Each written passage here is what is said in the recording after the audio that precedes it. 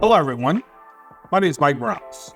I'm the Director of Partnerships with LendSuite Software. It is my honor to bring you another episode of Premier Partnership Program's webinar series. This subject today is very exciting, dealing with customer acquisition. Speaking to a lender at a recent conference, and he said a lot of the questions that they get is from new lenders asking about the ping tree and lead providers and how to get the best customers. So I thought it'd be a great opportunity for us to have a high-level discussion, basically considering this customer acquisition 101. We're going to go through with some different partners of ours to discuss exactly how it works, debunk some myths, really talk about some different things that we see done in the space. So joining me today, I have LeapTheory, basically discussing with us just exactly what the ping tree is, how it works, high levels, things you as a lender or servicer need to understand before you even start buying. Then we'll dive into a little bit on underwriting. We'll deal with Equifax and the ways that you can purchase customers and understand them and use underwriting tools to make sure that you're acquiring the right customers. Understanding your KPIs, really discussing what you need to do to be very successful when it comes to customer acquisition. Then we'll dive in with EPCVIP. We'll really get a little deeper into different buying strategies out of the ping tree. We'll learn more about a complex way to acquire customers.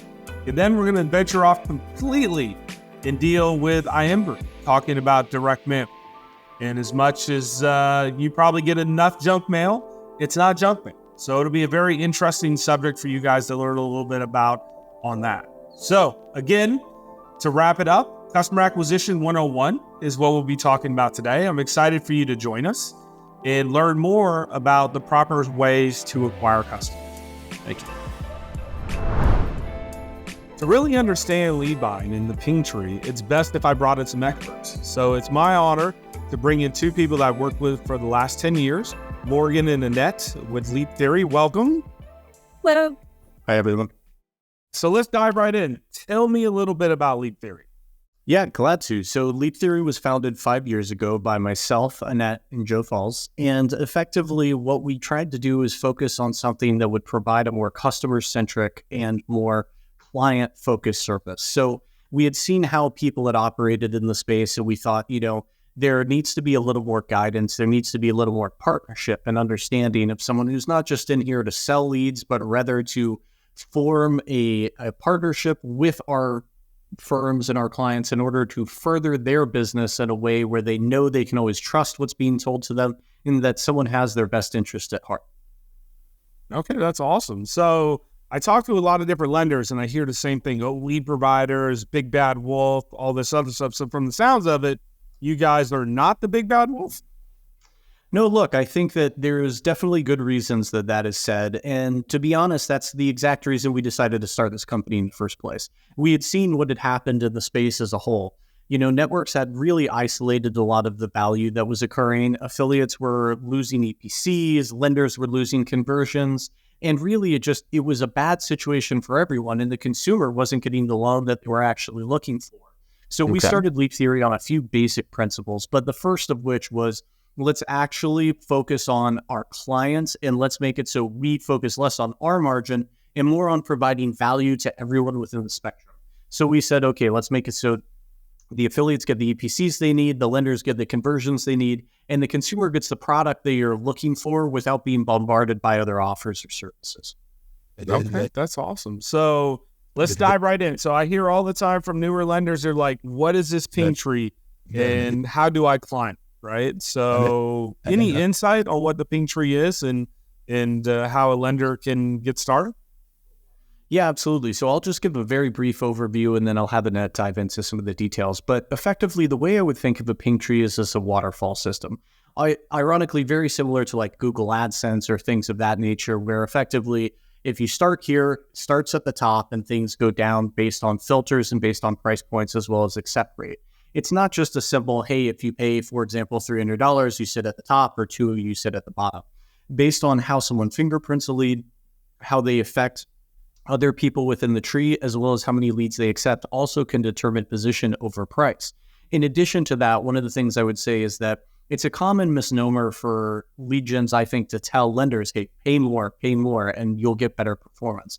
What we tend to see pretty frequently is actually the opposite of that, which is that finding sweet spots of price really leads to better performance more than just increasing price. And I'll let Anet go into that because she always guides our clients with a focus on their CPF and a focus on what they actually need rather than even truly what is best for lead.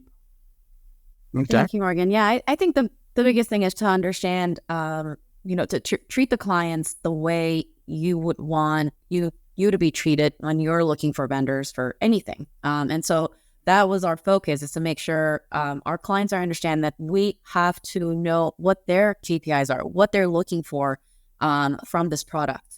Is it conversion rates, cost per funded, first payment default rates, anything that they need to provide, that they can provide to us. And then we can turn around and give them options, recommendations, what we've seen in the past, what works, what doesn't.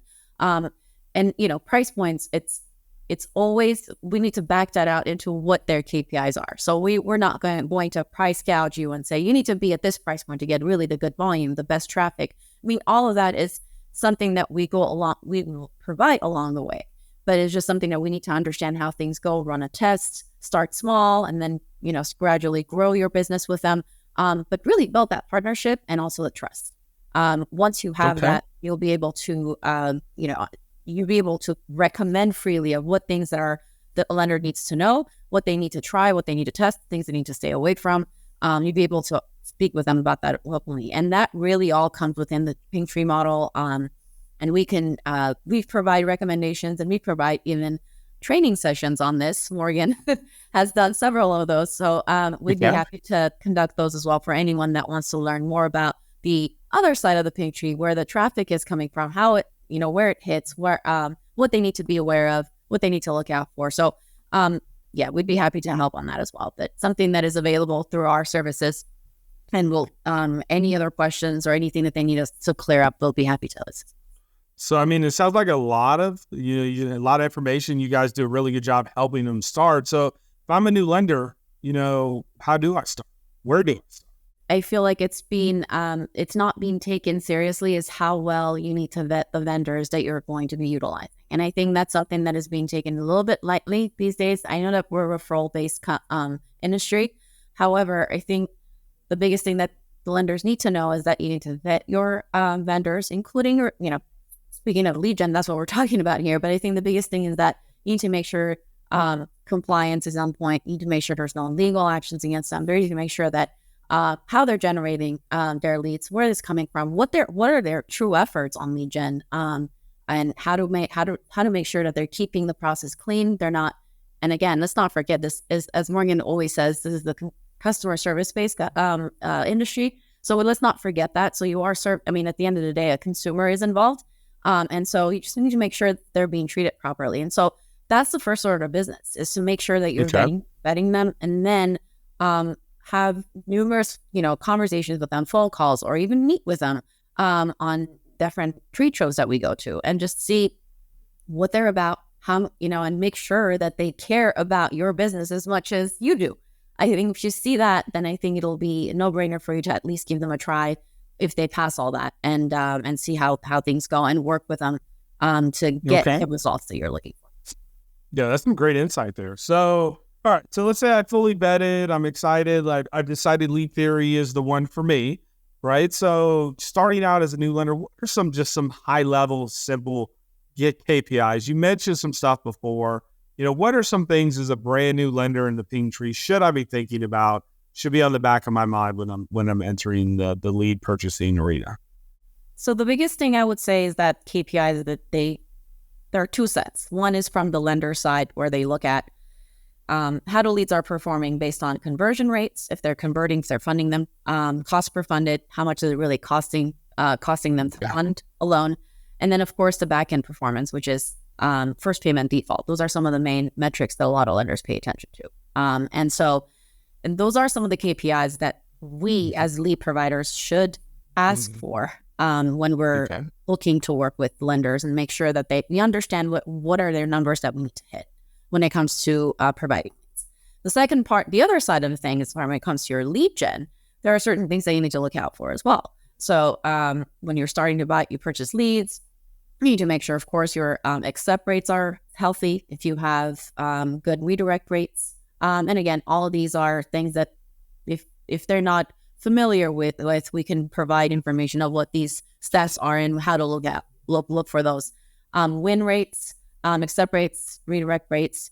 These are some of the KPIs that I would say they need to look into when they are starting to work with a lead gen.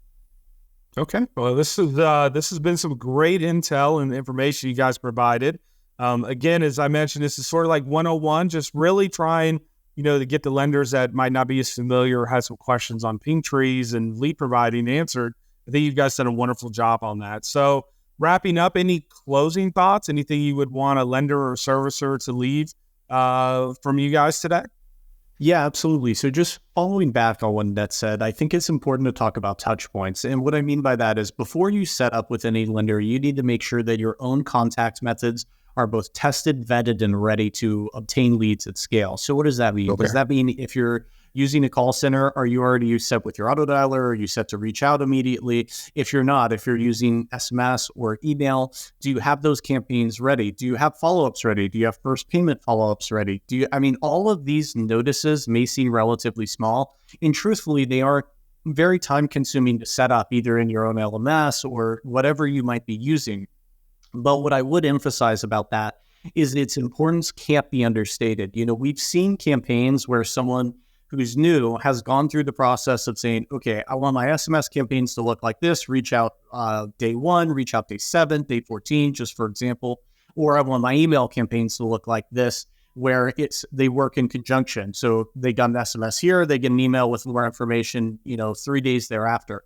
This is so important because this is what the consumer is actually experiencing. So one of the things I always try to emphasize to our lenders is at the end of the day, it's easy from a business perspective to take a step back and say, these are leads, or this is, dollars and cents on a spreadsheet. But at the end of the day, the more you focus and the more you think of it from the consumer's perspective as in, hey, they came through a website, they were looking for a product. How can you help facilitate that need? That will just make you so much more successful. Because when you are able to turn and say, okay, how did this actually look? For example, I've seen some cases where someone's SMS reach outs, call center, and emails were completely disjointed. One was saying one was the other, and the other didn't even know the first two were happening. So, these are things where just taking an extra, not a long time, even a couple days to look at it and go, okay, here's the playground, here's where everything goes. That can have monumental impacts in terms of your overall performance. And if anyone here has any thoughts or questions or needs any suggestions on that, Anet or myself are always here to help. And really, these are the questions I think you need to be working with your lead generator on. You need to be talking to someone who can guide you through the process of improving your business. Because what I always say is whether or not you just grow your business with us isn't the goal. We want to help you grow your business in total. Because the more you grow your business all together, the better it's going to be for everyone, including for us working together. In addition to that, you want to make sure that the other people you work with are also helping provide you these answers and, answering hard questions. How are they remarketing to sold leads? Are they, for example, if you buy? Things of this nature also affect your own methods. So knowing how each person you buy from operates is important for you to make more strategic decisions with your dollars as you scale your business. Okay, well, that sounds like a great wrap up there, Morgan. Great job. So again, I appreciate Morgan and Anet from Leap Theory jumping on today, and that was some really great information there. So I think that'll definitely spark some questions, which I think is the goal. Again, thank you for joining. Thank you. Thank you, guys. So that was a great start to the conversation. We've learned a lot about ping trees and how to get leads at different price points. I've seen a lot of lenders and servicers really struggle without having the right people behind it. And underwriting is key. So today I'm honored to have Jennifer with Equifax today talking to us a little bit about underwriting and how they can help. How you doing, Jennifer? Doing great. Thanks, Mike. Well, Equifax is a very big company. Do you guys have a department that works specifically in the short-term lending space? Yes, we do. Absolutely. Equifax acquired DataX in 2018 and Teletrack in 2021, and they're now part of our specialty finance organization.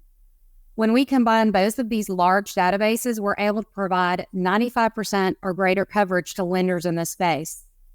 This really means that we have line of sight into the majority of specialty finance borrowers. This gives lenders a one-stop view and helps reduce credit costs per acquisition. Additionally, we're able to utilize other proprietary databases that only Equifax has, such as our repos, telco, and utilities database that show how consumers make their cell phone and utility payments, and other proprietary data from Equifax, such as our income and employment databases. This increases hit rates and provides better risk decisioning for our customers.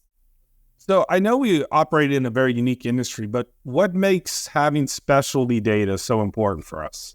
Well, while many traditional lenders view traditional credit data as the foundation for assessing risk, we believe that it only paints a portion of the borrower risk. Specialty finance data assists lenders in the specialty finance market to accurately assess risk for their specific product offerings, and that paints a broader, more applicable picture of the borrower risk. A certain segment of the consumers in the specialty finance database just can't be found in the traditional credit databases. Equifax also has real-time and historical credit, debit, and performance reporting in our specialty finance database. This data is some of the most predictive in the industry and can help our customers say yes more often while reducing risk. Okay, so we're just talking about the ping tree, and there's a lot of leads in there. How do you help a lender find that right customer for them? Well, the Equifax Specialty Finance organization, we're looking for reasons to say yes instead of no for our customers. With all of the proprietary and performance data we have, we're better able to find the consumer, assess financial risk, and the propensity to accept, as well as verifying that the consumer's identity and those required regulatory checks are also performed. Those checks are items such as KYC, Know Your Customer, OFAC, military verification, and bank verification as well. Okay, all right. So you talked about saying yes. It's really easy to say no, right? So what are some of the things you guys do a little more in detail to help get to yes? We believe a combination of our proprietary differentiated data allows us to provide more information on each consumer in order to give them the best chance of being identified and risk assessed. That paints a broader borrower risk profile, and that's very important to our customers. We have consumers in our databases that other providers do not have, as stated earlier. We also have real-time performance data reported on a daily basis, and that has been proven to provide better risk prediction overall. Okay, so we had some conversations.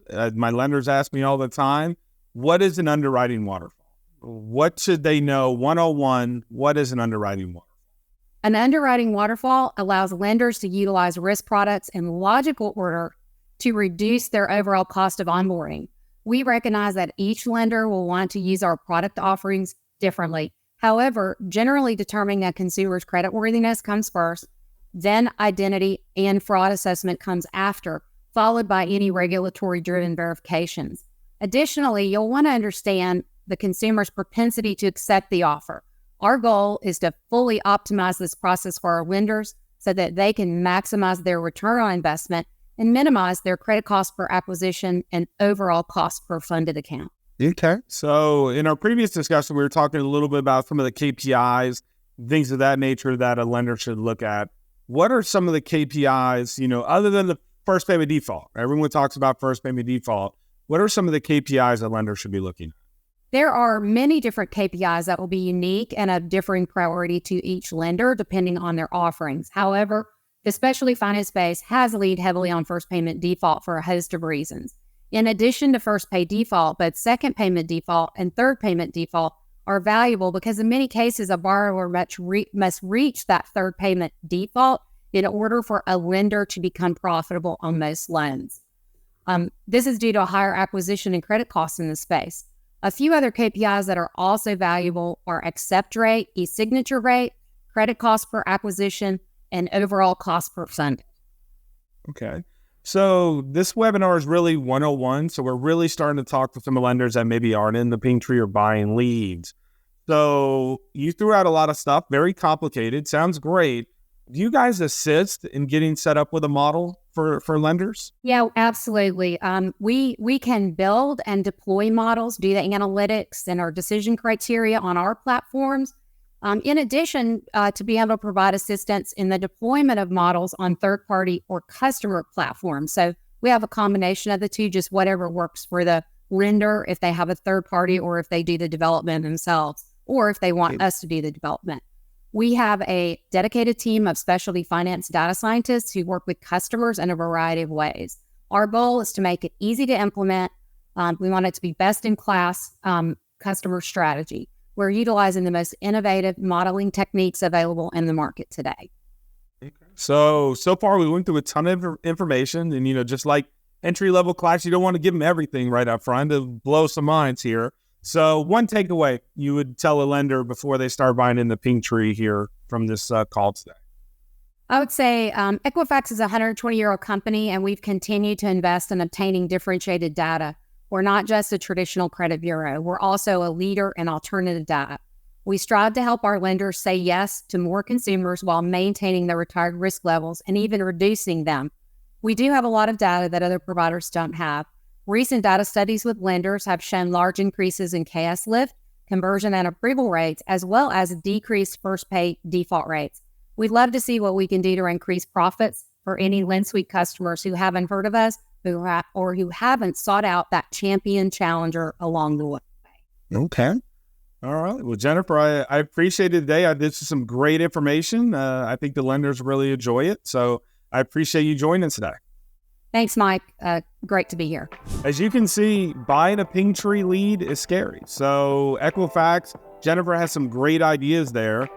So I highly recommend that you have a comprehensive underwriting strategy and really understand who you're buying during this process. As we continue to learn more and more about buying leads, I think it's really important for us to bring in another valuable partner, EPCVIP. How are you doing today, sir? Hey, really good, Michael. It's always a pleasure to talk to you. It's not always great. such a rare treat to have these conversations over Zoom, so I'm glad we're talking about a subject that I'm so passionate to my heart. No, it's great. I've known you and EPC for many years, so it's great for us to be able to jump on and hopefully educate some lenders out there. So we'll dive right in. So Val, tell me a little bit about EPC and what you do for lenders and servicers in the short-term lending space. Got it. Thank you for the introduction. At EPCVIP, we're a lead generator space. There's many types of lead generators, everything from data brokers, aggregators, network people, list managers, lookalike audience people. There's a whole variety of stuff, and there's very few first-party lead generators. Our company is one of the few companies that about 80% of our traffic originate from our sites. So we're able to fill lenders' demands through our own web properties delivering leads. And ever since we kind of started in that path, we're now able to replicate that by helping lenders do SMS. We help lenders do direct mail. We help lenders do email marketing, on-site optimization. We also do push notifications for a couple lenders. So we have the ability to pretty much get users from our website or from their website back to their websites. And it's really amazing for customers. It's amazing for new and unique users, and for having a really good high contactability rate. Okay, that's key. So we've had some conversations already on this webinar, really discussing the pink tree and pricing. Now, from your standpoint, how can a lender find their right home in a pink tree? What should they be thinking about? Oh, good question. So, pink tree and a lender's position on it, it's a fairly simple approach, right? It all depends on the business model of a lender. Do they have the capacity to take unlimited volume? They're fully automated. They can take leads 24/7. Then they'll probably be successful taking leads at the bottom of the pink tree for a lower price, but extremely high volume. And there's a lot of success stories that way. Or is their business model, they have a lean and mean call center, strict scorecards, and their reps are amazing. If the reps are amazing, they can turn really high quality leads and convert them into funded loans easier. And they don't need to do it at mass because some of their success is their call center staff. You then throw in this additional variable of technology. Maybe a good portion to talk about LendSuite. The more you're able to leverage technology, the better you can kind of position and decide inside your ping tree. So for those lenders that are, let's say, fully automated and do really well here, when they're able to scale, they can now work with companies like yourself and LendSuite and say, hey, how do I use this technology to then start going up the ping tree because we've mastered this, but now we want more volume. How do we do another 20%, 30%, 40% and do it in a really strategic fashion? Then you got to do scorecards, technology, there's waterfalls, and you start adding this new flavor up top. And then the same kind of concept works for the staff that do really well, the lenders that do really well at the top. They're a call center rep, they're really good, their staff are amazing, they buy at the top, and then the same thing happens. Hey, everything's going great. How do I add 50% more volume? How do I do what we're doing and continue to grow and scale? Again, technology comes in. There's segmenting, there's multi-tiers, there's APIs. And you try to figure out what other positions are available, what other segments are profitable outside of the segment at the very top, which is the, as you guys probably guessed, the top was the very pinnacle of quality. Yeah. But then there's golden segments in every single portion of the ping tree. You just have to figure out which is your segment, what applies to you and your business practice. Okay, awesome. Well, the ping tree, originally my conversation was that sort of 101, but it seems very complicated. But I do hear, talking to a lot of lenders, there's a big thing on price reject, right? And that seems like that's 202. You sort of graduate to that step a little bit. So what is price reject, and when does a lender know they're ready for that? Cool question. So price reject is fairly new. People have dabbled with it maybe in the last 6 years. And I think it's come to an amazing place now. I've been in the industries for about 13 years now, and I've seen the success rate grow, and I've seen a lot of lenders do it very, very successfully. 10 years ago, how it worked is a lender would have 3 campaigns. They want to buy it at $100, at $60, at $20, and there was just these 3 static campaigns. And then you buy a lot of leads and go, oh, this source, after a week, you get data, you check conversion, you check your fund rates, and then you start optimizing, scaling and building out your business. And after a week, you go, okay, these sources are really good at 100. Let's keep them. Oh, these sources are better priced at 60 because they don't convert as well. These other sub-IDs are at $2. It converts as well. And then you're stuck to kind of 3 pricing, and you have a good communication with your lead provider, but it's a very manual process. And it's very good to get at a certain scale. To go past a certain scale, kind of what I mentioned before, you have to use and leverage technology to be able to do things a little bit more automated, a little bit more strategic. So if the old way was a predetermined static pricing, pretend, 120 and 2, and then you get the leads, you check their cards, you check the performance, you message the lead provider, some you price up, some you price out, you do your profitability, that's kind of the best you can do. Or you can add a price, say, hey, lead provider, EPC, is there a 200 price? Is there a 300 price? Can I go lower than 20? And then came in this new thing of price reject. What if I'm able to give you a price or an estimate in real time for the leads given a certain percentage of a view? So pretend in the same example, to keep the pricing simple, we present the lead to a lender at $100. The lender goes, okay, this is a $100 lead, or they've calculated their algorithm that it's actually 80 or 90 or 75 or 60.5 or 50.11, and they start pricing it individually per lead. So as you guys know about data, the more granular you go into the data, the more you're able to extract profitability from your campaigns, from your lead providers. So when price reject came, it was like having the static price point with unlimited price points immediately and on the fly changing the price. You no longer would have to go 12 years ago if 50% of what you bought is amazing at 100 and then the rest needs to be priced at 60. You'd have to email somebody a Friday, 4 p.m. Hey, can you guys change this? Our staff is always available, as you know. But then there's some kind of lag time, implementation, whatever. But now on the fly, lenders can decide the price and automatically go, 100, let's roll it down to 50 or 60 for about a day, a week, see how it goes. And the second they figure out is good or bad, or they might say, you know what, never mind, we didn't get enough data. This is actually amazing. Let's automatically move this up to 80 or 100 or 200, because as they get this data in real time, they're able to price themselves in real time as well. I mean, there's some great points there. I mean, you brought up some other stuff here. So, I mean, another thing that I hear a lot of, there's a lot of misinformation on lead providers and, don't share them the information and all this other stuff. But from what you're saying there is that information flow between a lender and a lead provider is extremely important for the success of the lender. Yeah. A lead provider isn't like a one-time transaction. You call some random guy and say, hey, give me 100 leads, I'm going to be successful. It's a relationship that you build out. Okay. We have relationships that have spanned 5-10 years, and they're in the tens of millions a year, because it's not just a one-time handoff. Here is a data file of plastic. It is a feedback loop that every day gets better, every week gets better, every month gets better. It's optimized to the lender, performance increase, whatever's not bad, we send less of it, whatever's good, it sends more of it, custom to the campaign, custom to the lender, and over time, it's just in the benefit of the lender because it's in the benefit of us. We figure out what works for you, what doesn't work for you, and we scale it. So now pretend that there is no feedback loop. Pretend you just buy the leads, nothing happens, you say good, you say bad, thumbs up, thumbs down. That doesn't really work well, and our company does a lot of media buying. We buy traffic on 17 different platforms, and every single platform we try to provide as much data from the Google, from Bing, from any kind of service you do.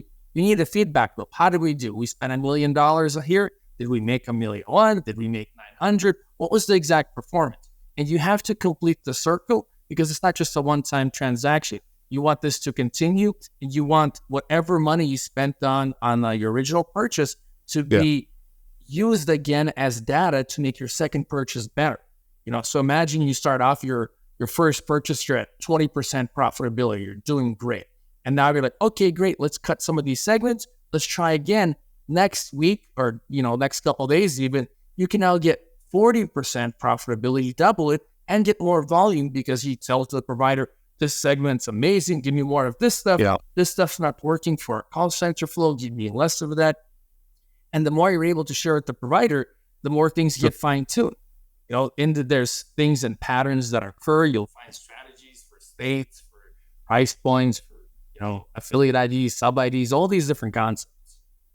Wow, Val, you've downloaded a lot of information in such a short amount of time. So, all right, let's what's one key takeaway you would recommend a lender from this conversation they should take away when they start reaching out and working with lead providers? I'll get that. A key takeaway is the lead provider is a partner. It's not a transaction. It's a partner that you should like. It's a partner that you should trust. It's a partner that is dependable, that can help you optimize. And their goal isn't to sell you leads, but the real goal is to become your partner. We are lead providers, and other people are as well, but it's not a one-time handshake. It's a relationship that matures, and it only gets better over time. So find somebody you like, find somebody you enjoy doing business with, make sure they're able to optimize in your benefit as well, and make sure there's some kind of conversation, feedback loop. I suggest when you start out with any partner or any lender, chat about one time a week for the first month, and then go into twice a month, and then have like automatic reports and all that stuff coming in. But talk to them. The more you talk to your lead providers, the more you talk to any kind of software, any kind of system, the more successful you'll be, because they know what you're aiming for and they know what you don't want. And so the more those conversations emerge, you're going to get more of what you want than what you need, and less of the stuff that doesn't work for your business. Okay. Well, awesome. Val, I think this is some great intel. I think there are a lot of questions answered. And of course, every conversation is more questions that come up. So Val, I appreciate you joining today. Awesome work. Likewise, it's a pleasure. I enjoy working with you and your company, and believe in the partnership and believe in the industry. So thank you for your time, and I appreciate it. Awesome. We've had some great discussions about the ping tree with customer acquisition. You're really learning different ways to acquire customers from lead providers. There is a whole different way to acquire customers, and it's through direct mail. So I'm lucky today to have Seth Manley joining us from the IM Group. How are you doing today, Seth? Doing great, Mike. Thanks for having me, buddy. Awesome. So I've had a lot of conversations with the different lenders on actually direct mail, and so I'm glad you were able to join us today. But the one thing I get all the time is direct mail just junk mail. Well, in short, no. Actually, I was kind of surprised when I was brushing up on some stats for this, that it's as high as it is. But 98% of consumers check their mailbox every day, and they're receiving only about 1.5 pieces of mail a day. And of that, 91% is opened. Meaning, at the very least, if you get in somebody's mailbox, you know that they're getting familiar with your brand. Millennials and Gen Zs actually trust direct mail over email and digital, and see junk mail as being all those emails they receive in their inbox. It's just completely cluttered. When they receive a pre-screened direct mail offer, they know they're getting an offer from a legit company, and that it's a legit offer. The tides have really turned since the .com bubble. After the .com bubble, people were moving away from direct mail and getting into digital and email. But over the last 10 years, email inboxes, social media feeds have gotten just completely cluttered, and that clutter is driving up costs on those channels. All right, so we operate in the short-term lending industry. So what makes direct mail work in this industry, and how does it work in this industry? Well, you need to learn to walk before you run. Be prepared to run several test campaigns at lower quantities. And those campaigns are going to allow you to collect enough statistically valid results to start to tell a story about who your ideal customer is. At IM Group, we manage the process by acting as an extension of your marketing department. We help our clients with everything from website optimization and package creatives to targeting and back-end analytics. And the KPIs vary from lender to lender, which is why we started every project by identifying clear goals and objectives with our clients, and we want to ensure we're building a program that meets or exceeds those KPIs. The key is to build a risk response model that mitigates both loss and increases the response and conversions. And once you get a model dialed in, you can move ahead knowing confidently that you're going to hit those goals month after month, whether you're ramping to 200,000 pieces or 5 million pieces. All right. So where do I get these customers? Where's the list come from? Is there a certain place? Well, we could look at it from an ITA perspective or a pre-screened perspective, which I think most of the people watching this are probably going to be relatively new to mail or brand new to mail. So we always suggest that somebody starts with a pre-screen campaign, which you're going to work with the credit bureaus on that. I would suggest working with the bureau that is doing your underwriting so that the front-end attributes marry to the back-end attributes, and you're pre-approving a customer off of the same attributes that you're going to, at the end of the day, approve them for once they've submitted the application. Okay. And now you mentioned KPIs vary between different lenders. Is there any example of some KPIs if I'm a new lender starting out? Some goals so I can model this out? Sure. We typically say that we look at response rate. We want to cast a very wide net when we're starting up a brand new campaign, because we want to collect as much data as possible to start to build the story around that ideal customer. So, a response rate on a first campaign, we're looking to see it get as high as we can. But in a perfect world, would see a 1.5-2% response rate. But in reality, that may be somewhere between 1% and 2%. But as we start to learn what that customer profile looks like, we start increasing that response rate while at the same time trying to reduce the first pay defaults and increase conversion rates. A good conversion rate for a pre-screened direct mail campaign is going to be in the 40 to 50% range. First pay defaults, we have clients that are okay with, low 20s, all the way down to where they're looking for something in the low teens. And that's going to correlate to response as well, because A very high response rate is obviously going to get a few more risky customers involved. Whereas a lower response rate, we can start to drive that, we can start to target on the customers we know that are going to perform and pay back the loan. Okay. So it sounds like you guys not only throw a big wide net out to customers, but you can also do a big wide net to lenders and work with a bunch of different models that they might have. Absolutely. Okay. We typically start with what we call kind of a generic model where we look at attributes that we know are very telling in the subprime short-term lending space. And as we go through the testing phase of campaigns, we start to add in attributes. We look at how the attributes and scores from the credit bureaus marry together to be more indicative of who's going to respond, who's going to pay back. Okay. So I know, talking to many lenders in the space that do use direct mail, they like it because they get a unique customer. Are you worried about like oversaturation of direct mail going out? No. And we do get that question from time to time. And the way I look at it is if I know a lender is doing direct mail, I'm not going to quit calling on that prospect. I want to be in the mix. I want them to know our brand. I truly believe that our services can make their business better. So I want to stay in front of them so that we're there when the time is right. They may be looking for a change. They may be looking to shake things up. I want to be in front of them. The same goes for going after a loan customer. Your competitors are doing it.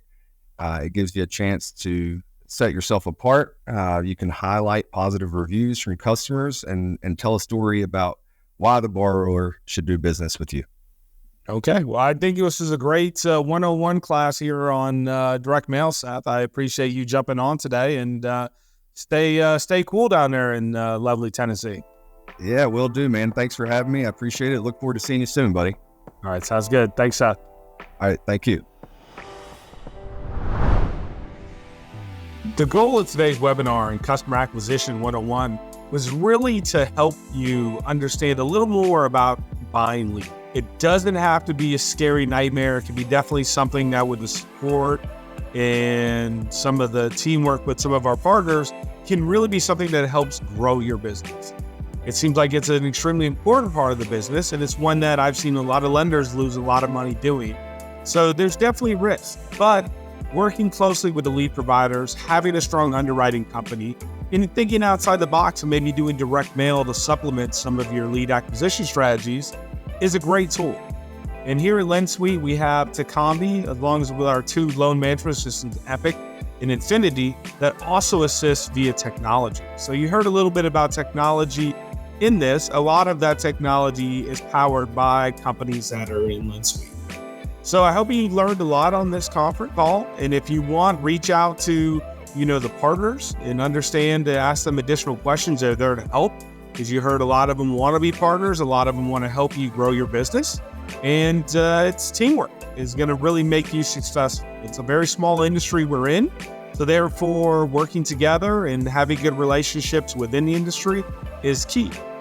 Again, thank you. My name is Michael Morales, Director of Partnership Relations with LendSuite, and I hope you enjoyed this version of Customer Acquisition 101.